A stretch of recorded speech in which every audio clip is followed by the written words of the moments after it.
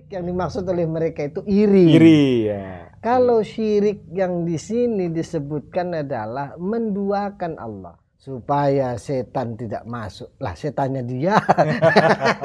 Bareng-bareng kita ziarah ke makamnya, jarang-jarang dia ke kubur. Ada orang nyampe di situ ngeluh sama yang meninggal.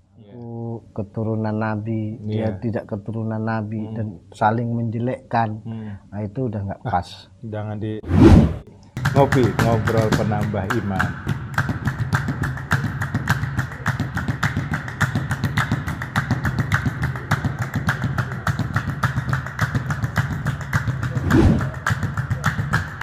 Enjoy videonya guys, enjoy. Bismillahirrahmanirrahim. Assalamualaikum warahmatullahi wabarakatuh ini guys. Waalaikumsalam warahmatullahi wabarakatuh. Jadi kita ketemu lagi dengan konten kita ngopi, ngobrol penambah iman. Amin. Udah lama nih dari bulan terakhir Dzulhijjah ya. Dzulhijjah, Iya, Dzulhijjah. Sekarang sudah masuk bulan Muharram. Mungkin keutamaan bulan Muharram malah udah lewat, kayak puasa 10 Muharram udah lewat. Alhamdulillah sudah bisa menjalankan Amin. puasa. Alhamdulillah. Alhamdulillah. Jadi gini Pak Dan Ustadz. diampuni dosa oleh Allah. Amin, amin. Jadi gini Pak Ustadz, kita seperti gak janji sih, komitmen kita waktu kemarin setiap nanti kita usahakan per bulan minimal sekali untuk mengaji nih adik-adik ini. Alhamdulillah. Dasar-dasar awal untuk orang menambah iman dengan metode mempelajari akidah pertama. Nah, nggak usah panjang lebar, sebentar saja sedikit, nanti mungkin ada tanya jawab. Jadi nggak terlalu berat untuk orang pemula. Buat nama-nama nih sekalian untuk ngobrol santai. Ya, amin. Baik. Ngopi. Pak Ustadz mau ngopi dulu atau mau langsung? Udah, nanti Oke, aja. Oke, siap. Bismillahirrahmanirrahim. Assalamualaikum warahmatullahi wabarakatuh. Waalaikumsalam warahmatullahi wabarakatuh. Alhamdulillah alladzi an'amana bi ni'matil imani wal Islam. Allahumma shalli wa sallim ala nabiyyina Muhammad ibn Abdullah wa ala alihi wa sahbihi wa mawalah amma ba'du. Bersyukur kita memasuki tahun baru Islam yang kadang-kadang orang Islam sendiri lupa. Ya, mana kita sudah memasuki tahun 1446 Hijriah. Berarti Islam itu mulai didirikan oleh Rasulullah Shallallahu Alaihi Wasallam atas kuasa Allah, menyebar sampai ke Indonesia sudah 40-an lah ya. Karena kan lebih ditambah ya 23 tahun. ya, sebelum masa kenabian. Sebelum masa kenabian. Jadi dengan begitu alhamdulillah, mudah-mudahan dengan seringnya kita mengikuti taklim, ya kajian-kajian, iman kita bertambah. Nah, itu yang karena pertama. Sesungguhnya yang paling penting dalam hidup ini yang harus kita kendalikan pertama kali, yang harus kita tanam dengan betul-betul adalah berkaitan dengan iman. Ya, sebab ada yang menyatakan bahwasanya iman itu biasanya naik dan turun. Betul. Yajid bit taat wa yanqusu bil maksiat. Semakin dia taat maka akan naik. Kalau dia bermaksiat maka imannya akan turun. Makanya kalau puasa itu banyak orang-orang yang sering sedekah, ya ibadahnya makin lancar karena ibadahnya bertambah. Korelasinya begitu. Semakin orang beribadah maka imannya semakin bertambah. Tapi yang paling mendasar sesungguhnya iman itu ya sebagaimana disampaikan oleh Rasulullah Shallallahu Alaihi Wasallam dalam sebuah sabdanya, al imanu, bahwasanya iman itu bertingkat. Ya, betul. Ada tingkatan iman, ada tingkatannya itu sampai 70. Sab'una, ya, 70 tingkatan. Bahkan ada yang menyatakan lebih. Nah, tingkatan yang pertama yaitu qaulu la ilaha illallah, mengucap la ilaha illallah. Ya. Tentunya paling bukan tinggi, paling puncak ya. Paling puncak. Ya, paling rendahnya apa itu? Yaitu adiyun anitorik. Adiyun anitorik itu menyingkirkan duri di jalanan. Rintangan di jalanan, onak di jalanan, itu paling rendah. Iya. Ya. Yang paling tingginya itu tadi, itu mengucap la ilaha illallah. Karena konsekuensi la ilaha illallah ini sangat besar dalam kehidupan. Banyak sekali kadang orang tidak menyadari dalam kehidupannya, dia mengatakan aku beriman, tetapi kadang-kadang imannya itu dikalahkan oleh harta. Satu contoh ungkapan yang mungkin sering kita dengar, ya, waduh kalau nggak ada duit ini mati dah saya. Nah itu kan kita kadang-kadang nggak nyadarin ya, ucapan itu. Kalau nggak ada handphone ini saya mati dah. Nah, kalau nggak ada ini, kalau nggak ada ini, kalau nggak ada anak, nggak ada istri. Padahal harusnya yang pertama sekali dibangun itu la ilaha illallah. La ilaha illallah itu bukan hanya kalimat yang sederhana. Sekalipun itu kalau kita dengar sering gampang orang mengucapkan. Ya, mudah. Bahkan ada orang-orang yang tertentu dia sering melafalkan la ilaha illallah. Ya, tapi nggak masuk dalam hatinya. Ya, betul. Ya, kenapa? Gimana mau masuk dalam hati orang la ilaha illallah sambil main-main? Ya. Ya. La ilaha illallah dibaca kencang-kencang tapi sambil main-main. Ya. Nah, ini bagaimana? Harusnya qaulu la ilaha illallah itu sampai bergetar hatinya. Seperti yang disampaikan dalam Al-Qur'an, ya, innamal mu'minuna idza dzukirallah wajilat qulubuhum. Kalau diucapkan kalimah Allah maka bergetar hatinya. Kita sudah bergetar belum ketika kita mengucapkan la ilaha illallah itu? Ya. Pertama, tidak ada sembahan. Ya. Tidak ada sembahan kecuali Allah. Betul. Ya. Sembahan itu apa?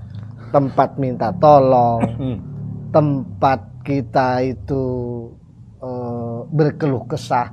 Bahkan tidak ada penghubung-penghubung lain diri kita dengan Allah. Kadang-kadang kan ada orang pergi ke tempat-tempat taruhlah gunung, tempat-tempat yang katanya keramat, ya, angker untuk berdoa menyambung kepada Allah. Bagaimana mau sampai? Ya, betul. Nah, kita itu harus tanamkan betul ilah itu bahwasanya tidak ada Tuhan selain Allah. Tidak ada sembahan-sembahan, tidak ada yang bisa mengurusi segala sesuatu kecuali Allah Subhanahu wa Ta'ala. Bahkan jangankan yang lain, diri kita sendiri sebenarnya tidak ada memiliki dengan diri kita. Nah, artinya apa? Jangan pernah kita merasa kita itu hebat. Kalau kita sudah merasa hebat berarti sombong. Padahal sombong itu adalah pakaian Allah. Nah, ini. Jadi jangan pernah kita merasa sombong. Terlalu berkeluh kesah pun jangan. Karena sesungguhnya ketika kita terlalu berkeluh kesah, kita menganggap Allah tidak punya kuasa dalam kehidupan. Nah, makanya insya Allah kalau kita sering memupuk iman kita dengan cara kita mengikuti taklim-taklim, mencari ilmu, kita akan tahu mana sih sebenarnya hal-hal yang bisa memupuk iman.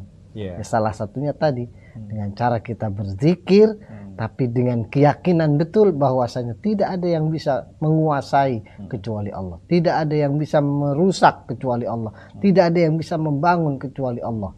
Nah, seperti yang kita baca dalam salat, iyyaka na'budu wa iyyaka nasta'in. Hanya kepada Allah kita menyembah dan hanya kepada Allah kita mohon pertolongan. Jadi mungkin itu Bang. Nah, sedikit tentang masalah iman ini supaya kita betul-betul menjadi orang yang lurus dalam keimanan kita. Sebab kalau kadang-kadang orang Islam sendiri banyak Bang, maaf ini banyak yang sering salah dalam menapaki keimanannya sendiri. Seakan-akan dia betul-betul beriman, ternyata dia orang-orang yang fasik atau syirik atau menyekutukan Allah. Nah, syirik punya, mohon maaf nih, syirik ini bukan kayak anak zaman sekarang ya. Oh iya betul. Itu jatuhnya ke iri dan betul. Kalau syirik ini dalam hal ini menyekutukan Allah. Ada orang mengatakan di kita ini sering-sering anak-anak itu berkata, oh syirik banget lu. Padahal syirik yang dimaksud oleh mereka itu iri. Ya. Kalau syirik yang di sini disebutkan adalah menduakan Allah. seakan ada kekuatan lain selain Allah. Seperti ini, tadi contoh Pak Ustaz ya, tadi cincin tadi ya, apa? cincin ya. Oh cincin. Oh kalau nggak ada ini dagangan saya nggak lancar. Kan ada itu Bang. Ya, betul. Bahkan kadang-kadang maaf, lapal dijadikan jalan syirik. Iya. Lafal-lafal Allah ditaruh di pintu. Iya, ayat kursi ya. Ya, ditaruh di Pajangan pintu, gitu. ditulis. Saya pernah nanya itu, kenapa tuh ditulis? Apa kata dia? Supaya setan tidak masuk. Lah setannya dia. Setannya udah di dalam. Gimana nggak masuk? Udah di dalam dia. Tinggal implementasi dari iman ini yang paling penting. Karena dengan mengimplementasikan nilai iman, maka kita akan menjadi orang yang beriman. Betul, Ya. betul. Ya. Contoh paling konkret. Konkret. Implementasi dari iman dari nomor 2 dari syahadat, yaitu sholat. Sholat. Ketika orang itu melaksanakan sholat, berarti imannya bertambah. Iya. Begitupun sebaliknya. Iya. Kalau dia nggak mau sholat, berarti imannya hancur, kan begitu. Iya, betul. Ya. Turun tadi ya. Iya, turun. Ya. Karena kalau boleh dikatakan, zikir yang paling tinggi itu, mengingat Allah yang paling tinggi itu dengan sholat. Ya. Sebab apa? Sholat itu Bang, itu bagaikan orang yang menulis lafal Allah dengan jasadnya. Iya. Ya. Betul. Tangan kita ikut berzikir Allah. Ya. Mulut kita bisa berzikir Allah. Berdiri kita berzikir, rukuk kita berzikir, sujud kita berzikir.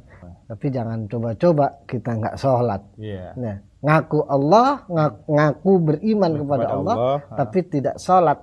Jadi itu salah satu mungkin motivasinya supaya kita betul-betul beriman kepada Allah Subhanahu wa Ta'ala.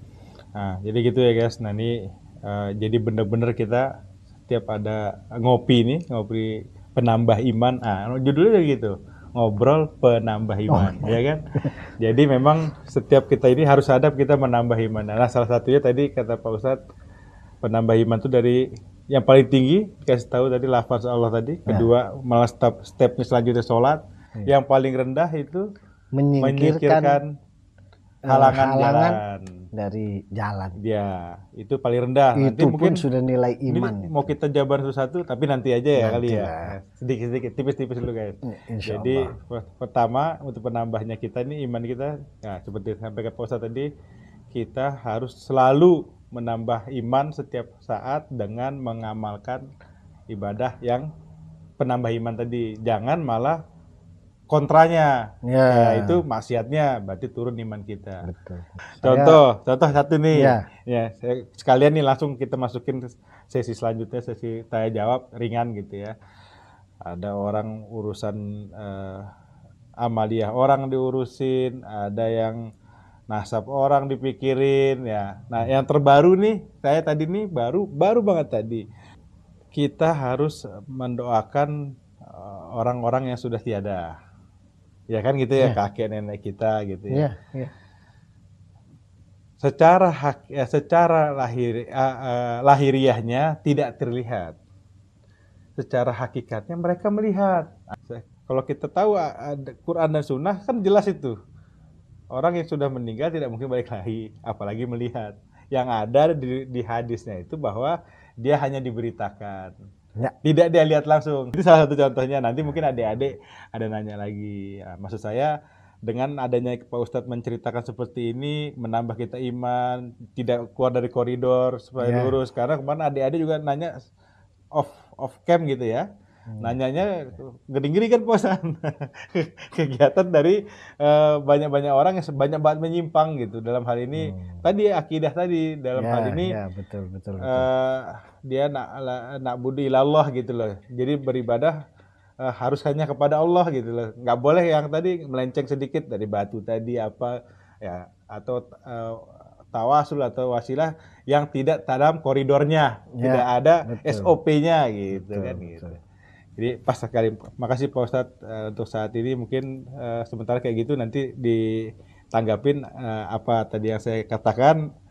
Mungkin adik-adik ada yang nanya nggak Pak Ci guys, biar sekaligus nampung nih. Assalamualaikum warahmatullahi wabarakatuh. Waalaikumsalam. Assalamualaikum warahmatullahi wabarakatuh.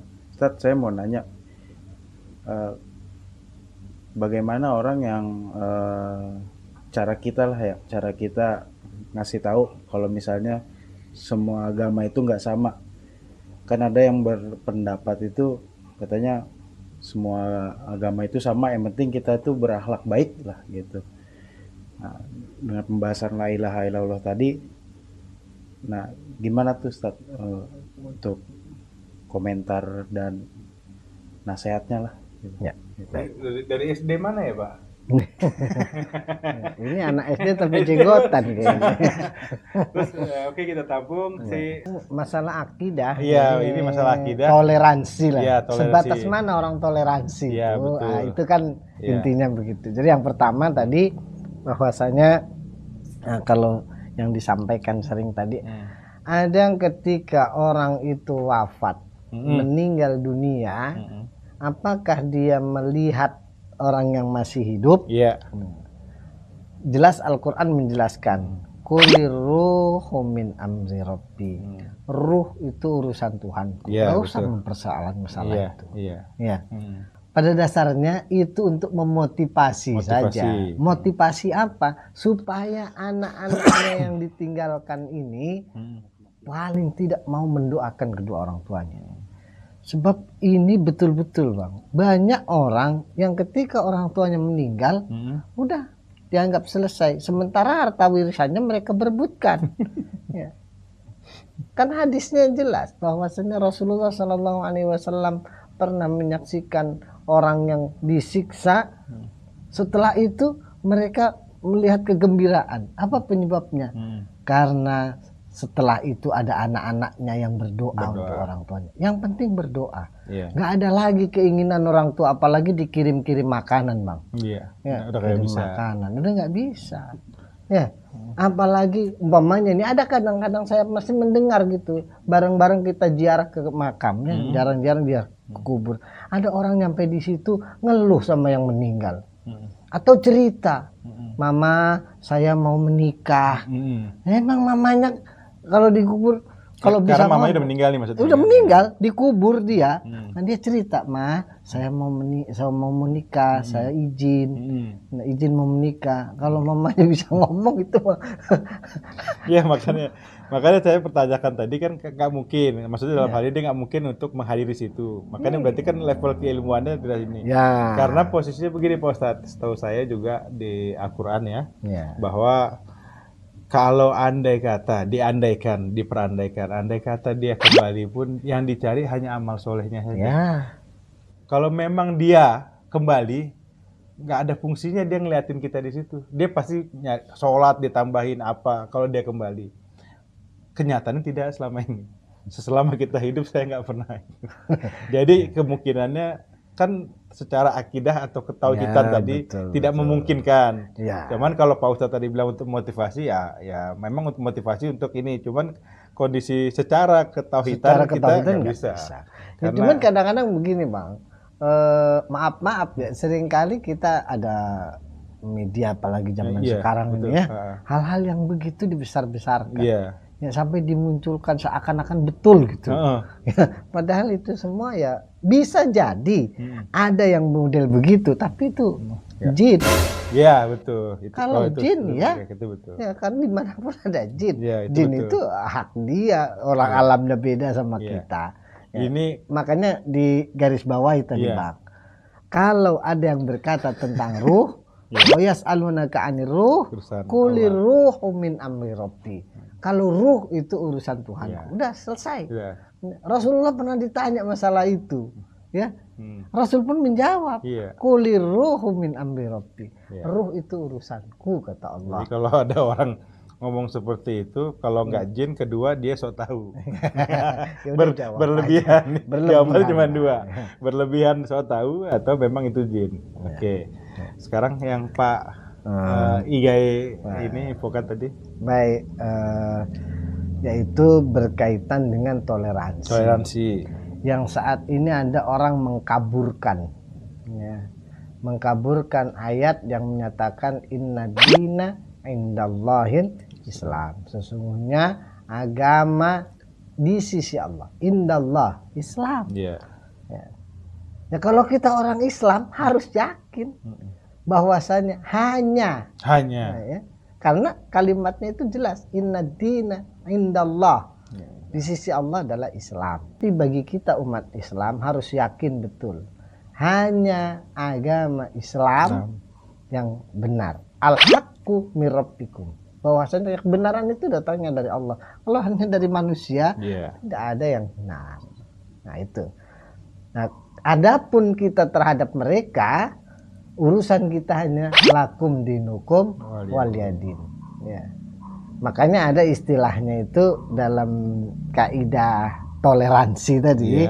Ya. Nah, itu ada kerukunan antar umat beragama.